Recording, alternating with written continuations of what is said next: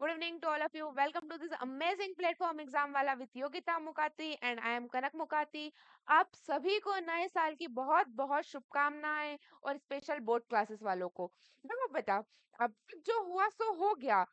अब आप मेहनत करना स्टार्ट कर दो. अगर अभी भी आपको लगता है कि नहीं हो जाएगा तो आप धर्म संकट में पड़ सकते हैं. इसी के साथ मैं ज्यादा टाइम वेस्ट ना करूंगी और मैं आपको अपने चैप्टर की तरफ मूव करते हैं. चलो हम देखो, मैंने आपको सबसे पहले तो रियल नंबर समझा दिए थे. रियल नंबर्स क्या होते हैं, उसके टाइप्स क्या होते हैं. फिर मैंने आपको rational number, irrational numbers, non integer rational number, integers, negative numbers, whole numbers, zero, natural numbers, ये सारी चीजें मैं आपको समझा चुकी थी. ठीक है. उसके बाद मैंने फंडामेंटल थ्योरम ऑफ अर्थमेटिक भी समझा दिया था. Every composite number can be express. ये पूरी चीजें मैंने आपको समझा दी थी. ठीक है. इरेशनल नंबर भी मैं आपको समझा चुकी थी. एक्सरसाइज 1.1 का जो क्वेश्चन नंबर फर्स्ट थे उसके सारे क्वेश्चंस मैं आपको करवा चुकी थी. क्वेश्चन नंबर सेकंड भी मैं आपको पूरा करवा चुकी थी. क्वेश्चन नंबर थर्ड का जो क्वेश्चन फर्स्ट था वो मैंने आपको करवा दिया था और दो क्वेश्चन मैंने आपको होमवर्क में दिए थे. अगर ऊपर वाले दो क्वेश्चनों में या फिर इंट्रोडक्शन में आपको अभी भी कोई डाउट है तो आप प्रीवियस लेक्चर देखें फिर इसके बाद इस वीडियो पे आए. ठीक है. तो चलो अब हम स्टार्ट करते हैं हमारे क्वेश्चन. Just wait. ठीक है. पहला क्वेश्चन क्या दे रखा है हमको. 17, 23 एंड 29. ठीक है. इस क्वेश्चन को हमें प्राइम फैक्टराइजेशन की मेथड से करना है. इन तीनों के फैक्टर्स निकालने हैं, देन उसके बाद उसका एलसीएम और एचसीएफ निकालना है. चलो करते हैं. सबसे पहले तो हम 17 का फैक्टर निकालेंगे. तो जो 17 है वो किसी भी टेबल से या फिर किसी भी डिजिट से डिविजिबल नहीं है बिकॉज ये एक प्राइम नंबर है. तो 17 वन जा 17. 23 भी एक प्राइम नंबर है तो ये भी 23 से ही डिविजिबल है. ठीक है. 29 भी एक प्राइम नंबर है तो ये भी 29 से ही डिविजिबल है. ठीक है. अब इसके फैक्टर्स लिख लेते हैं. सबसे पहले हम 17 का फैक्टर लिखेंगे. तो क्या मैं 17 के फैक्टर में 17 को ऐसे लिख सकती हूँ. 17 मल्टीप्लाई 1 लिख सकती हूँ ना. क्योंकि 17 का अगर 1 में मल्टीप्लाई करेंगे तो आंसर हमेशा 17 ही आएगा. क्या मैं 23 को भी ऐसे लिख सकती हूँ. हाँ लिख सकती हूँ. 23 का अगर मैं 1 में मल्टीप्लाई करूंगी तो 23 वन जा 23. तो फिर 29 को भी ऐसे लिख सकते हैं हम. अब इसका एचसीएफ निकाल लेते हैं.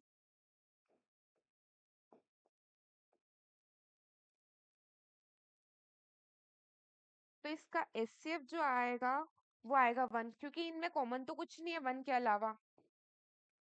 अब इसका एलसीएम निकालते हैं.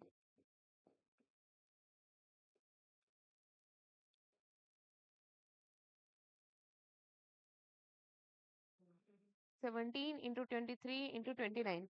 ठीक है. 17 का अगर 23 मल्टीप्लाई करेंगे तो आंसर आएगा 391. 391 का अगर हम 29 में मल्टीप्लाई करेंगे तो हमारा जो आंसर आएगा वो आएगा 11,339. ठीक है. ये हमारा क्वेश्चन कंप्लीट हुआ है. यहाँ पे यहाँ हमने इन तीनों चीजों के इन तीनों डिजिट्स के फैक्टर निकाले उसके बाद उसका एचसीएफ निकाला और उसके बाद हमने एलसीएम भी निकाल लिया है. एक बार आप सब लोग देख लीजिएगा उसके बाद मैं अगले क्वेश्चन पे मूव करूंगी. ठीक है. अब हमारा अगला क्वेश्चन क्या है. तो अगला क्वेश्चन है 8, 9 और 25. अब इसके भी हम फैक्टराइजेशन मेथड से फैक्टर्स निकालेंगे और एलसीएम एचसीएफ निकालेंगे. चलो निकालते हैं.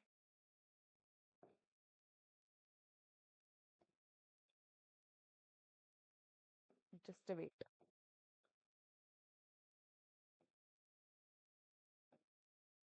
ठीक है. तो क्या क्वेश्चन है हमारा. 8, 9 एंड 25. ठीक है. सबसे पहले हम 8 का फैक्टर निकालेंगे. ठीक है. तो 8 2 की टेबल से डिविजिबल है. तो 8 2 की टेबल में कितने टाइम्स में आता है. 4 टाइम में आता है. ठीक है. अब 4 भी 2 से डिविजिबल है क्योंकि 4 भी इवन नंबर है. 4 कितने टाइम्स में आता है? 2 की टेबल में 2 टाइम में आता है, और 2 से 2 1 टाइम में डिवाइड हो जाएगा। अब हम 9 के फैक्टर निकालेंगे, तो 9 जो है वो 3 से डिवाइड हो जाएगा, क्योंकि 9 जो है वो 3 का मल्टीपल है। ठीक है, तो 3 के टेबल में 9 कितने टाइम में आता है? 3 टाइम में आता है। 3 वन जा 3। अब 25 के फैक्टर निकालेंगे। ठीक है, तो 25 जो है वो 5 के टेबल में कितने टाइम में आएगा? 5 टाइम में। और 5 वन जा 5। ठीक है, अब सबसे पहले इनके फैक्टर्स लिख लेते हैं। तो 2 इंटू 2 इंटू 2 इंटू 1। अब ये 1 का कॉन्सेप्ट तो मैंने पिछले क्वेश्चन में आपको बताया है। अब 9। ठीक है, 9 के फैक्टर्स लिख लेते हैं। 3 इंटू 3 इंटू 1। उसके बाद 25 का फैक्टर लिख लेते हैं। 5 इंटू 5 इंटू 1। ठीक है, अब उसके बाद इसका एचसीएफ लिखेंगे, तो एचसीएफ जो है वो क्या होगा? हमारा 1 होगा, क्योंकि इसमें भी कोई कुछ चीज जो है कॉमन नहीं है 1 के अलावा, तो ये 1। अब एलसीएम, तो जो एलसीएम है वो है 2 into 2 into 2 into 3 into 3 into 5 into 5। ठीक है, 2 टू जा 4, 4 टू जा 8, 8 थ्री जा 24, 24 थ्री जा 72, 72 फाइव जा 360, और 365 जा 1800। तो जो हमारा एलसीएम है वो होगा 1800। ठीक है, ये क्वेश्चन, इसी के साथ हमारा क्वेश्चन नंबर 3 भी कंप्लीट होता है। अब हम मूव करेंगे क्वेश्चन नंबर 4 की तरफ। तो देखो क्या बोल रहा है क्वेश्चन नंबर 4। जस्ट, हाँ, तो बात करते हैं क्वेश्चन नंबर 4 की। गिवन दैट एचसीएफ, एचसीएफ दे रखे हैं किसका? 306 एंड 657 का जो है वो एचसीएफ दे रखा है। क्या दे रखा है? 9 दे रखा है। Find LCM.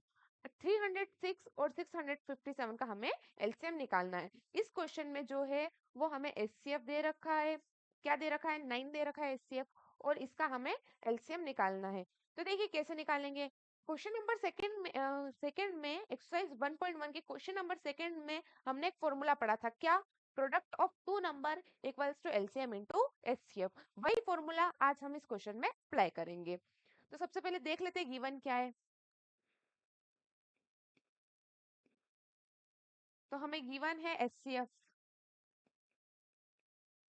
HCF of 306 and 657 is 9।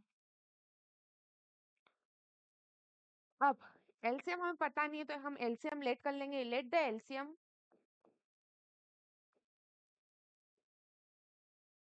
Is x. ठीक, उसके बाद हम फॉर्मूला अप्लाई करेंगे। प्रोडक्ट ऑफ टू नंबर्स, ये नंबर आप पूरा लिखेंगे, मैंने शॉर्ट फॉर्म में लिखा है पर आपको पूरा लिखना है। ठीक है, LCM into HCF.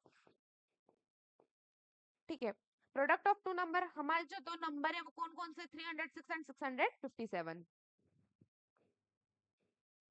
306 into 657। LCM क्या लेट किया है हमने? एक्स। और एचसीएफ जो है वो 9 दे रखा है हमें क्वेश्चन में। ठीक है, 306 इंटू 657 तो हमने एज इट इज लिख लिया। अब ये जो 9 है ये कैसा इधर x के साथ मल्टीप्लाई में, और ये इक्वल्स टू के इधर जाएगा तो डिवाइड में हो जाएगा, तो x तो एज इट इज y में 9। ठीक है, अब हम 306 को 9 से डिवाइड कर सकते हैं। तो 9 वन जा 9, 9 थ्री जा 27, या 3 बचा, 9 फोर जा 36। अब 34 का 657 में हम मल्टीप्लीकेशन करेंगे।